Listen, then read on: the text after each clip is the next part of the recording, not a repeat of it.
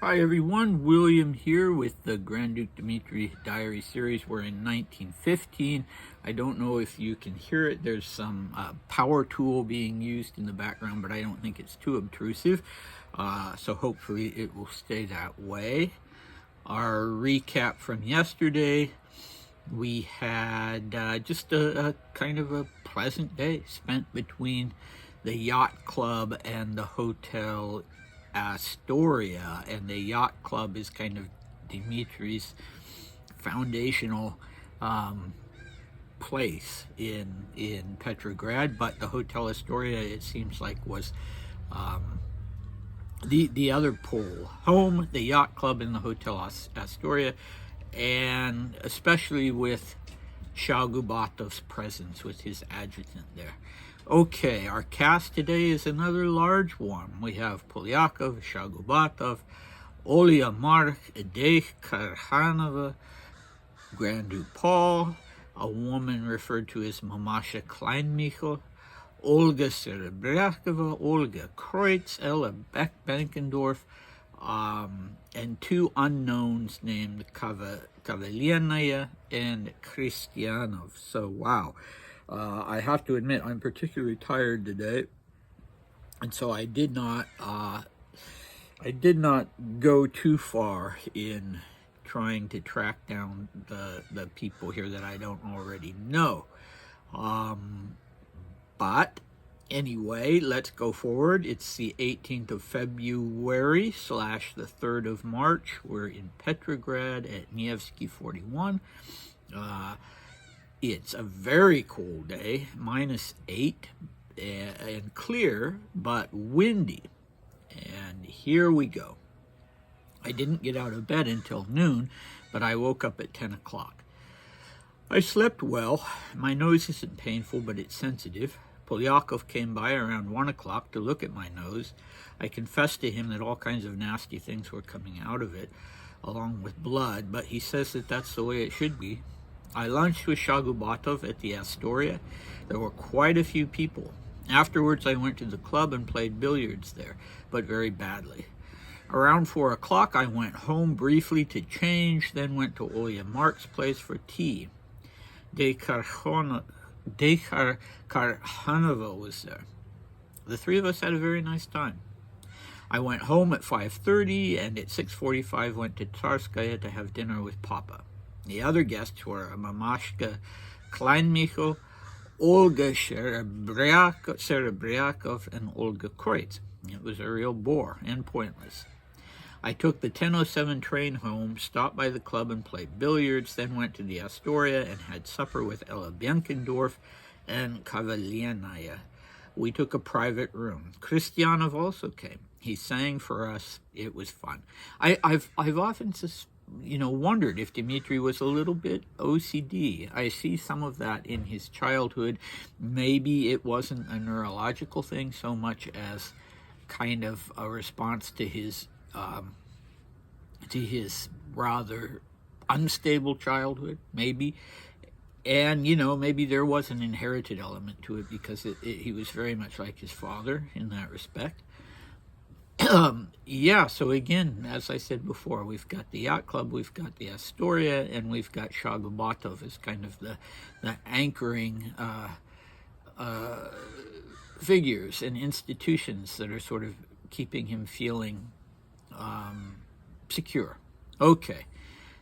Olya Mark, Olya being the diminutive for Olga, is a mystery to me, unfortunately, at this point.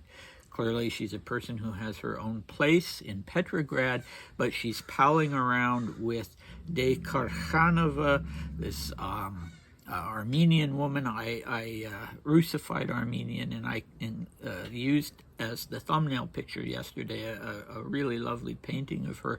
She was an actress, and the two of them seem to be, buddies, the girlfriends, whatever you would say, and yeah, so Dmitri had encountered them the day before, if you recall, at the Astoria, I believe, and now he's going actually to Olya Mark's place, but it doesn't sound like there's anything lurid going on, sordid, I should say, just three people having a nice time. So it's an echo of what he was saying yesterday, and this same pattern going out where there are three people, him being one of them, with male friends, with female friends, and having a nice time. And he's using the same expression for that. And, you know, he liked to have two women. I don't know, even in a situation like this where it seems like there was nothing but, you know, they got together for tea and that was nice. But he really liked that, you know, even when he picked up those two Russian prostitutes in Monte Carlo, you know, two of them. So I don't know what it was about this particular, when he goes out with male friends, two of them, but he apparently needs two people to offset himself. All right, and then he goes out on what seems to be a dutiful and a not very enthusiastic visit to Papa.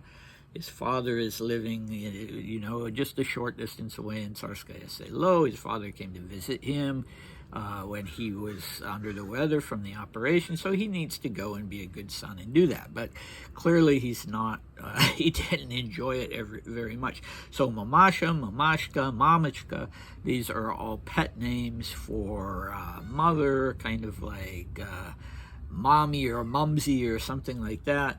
And it has been applied in this instance not to his stepmother, as it usually is, but to Maria, well, who appears to be Maria Eduardovna Kleinmichel. She was 70 years old, apparently a friend of Paul's. And then there was Olga Serebryakova, and I was trying to find my notes on the Serebryakov family because I believe they were attached. I believe there were Serebryakovs attached to Grand Duke Sergei and Ella. Could be wrong. They could have been attached to Paul, but they were one of these families that were more or less, you know, en famille with the one or two families within the imperial dynasty. And then some of you will have already recognized Olga Erikovna Kreutz. She was Dmitri's stepsister. She was Olga Palet's daughter. She was 4 years older than Dmitri. She appears throughout the diaries, including after the revolution. She and Dmitri were never an item, but they clearly, you know, got along well. And yeah, her husband was in the Horse Guards, so that was another point of connection between them, the Horse Guards being Dmitri's own regiment. So, you know, Paul and Olga Palet have clearly, you know, settled in nicely to their new life in Tsarskaya Selo after living exclusively in France for many years because of their marriage, which the Tsar disapproved of. Now they are welcome back. They have been since 1914, I think. They were building, I think Paul, maybe both of them were officially allowed to come back in 1912, but they moved back in 1914, both of them with their three children, and they had this newly built house in Tsarskaya, and they led apparently a fairly retiring life, although they had lots of friends that came over. Paul wasn't in good health, of course, and they don't seem to have been social outcasts because of the marriage. I mean, Paul, after all, was a Grand Duke, which goes a long way into towards negating things like that. So they've got a good circle of friends around them. I don't know why Dmitri found it such a bore, and as he puts it, pointless. I mean, you know, what made it pointless specifically? I don't know, but I suppose he just would have rather been back in Petrograd doing his rounds of the Astoria and the yacht club, and yeah, so anyway, hopefully he was more gracious about it there than he was in his diaries.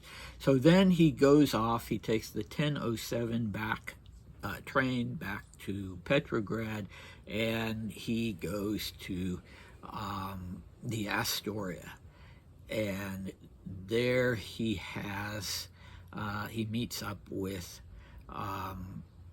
yeah, he meets up with Ella Benkendorf, and we met her about 3 or 4 days ago. She was a woman in her mid-30s, so over 10 years older than Dmitri.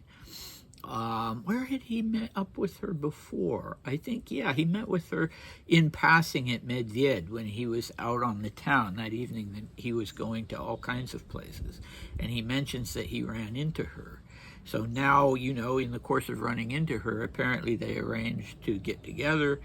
So they're in this private room at the Astoria with another woman, Kavarienaya, no idea who she was, and with this Christianov. Christianov has been around for a while now. I don't know if he was. What was he?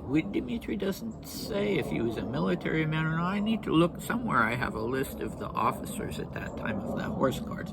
Anyway, he sings.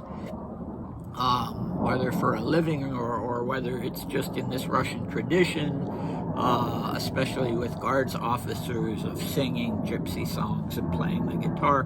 But he sings. Dmitri enjoys it. Was he invited? Was it meant to just be Dmitri and the two ladies in the private room? And then Christianov happened to be there and they asked him to sing. I don't know. He ruins my theory a little bit. Wow. Noisy jet going overhead, because otherwise it would have been the typical Dmitri and two people, in this case as women, but we have a fourth this time. So yeah, what's up with all of that? I don't know. Had Dmitri hoped to get up to some hanky-panky with these two women? I don't know. But he doesn't tell us how late he stays out. But it's another nice evening, a fun evening, and it doesn't sound like there was anything sordid going on, whether that had been his intention or not. Next time, well, we have a little bit of a break from this almost becoming routine life in Petrograd, because he's going to go and spend the day and the night in Tsarskaya Selo, not with Papa, but with Nicholas and Alexandra. He will be on duty at the Alexander Palace as Nicholas's adjutant of the day, his Flügel adjutant. So come back for that, and we'll introduce a little bit of variety, and I hope to see you then. Bye.